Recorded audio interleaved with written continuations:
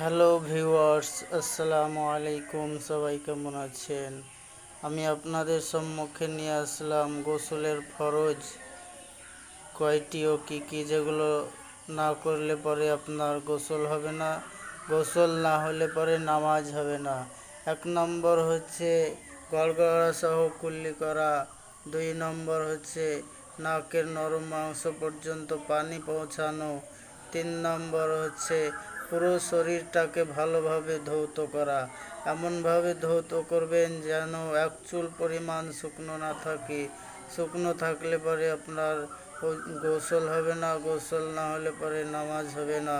প্রিয় ভাইয়েরা, এবং হাতে যদি আপনার বালা থাকে টাইট, সেটাকে ঘুরিয়ে ঘুরিয়ে তার ভিতরে পানি পৌঁছাতে হবে। আংটি থাকলে পরে সেখানে পানি পৌঁছাতে হবে তার ভিতরে।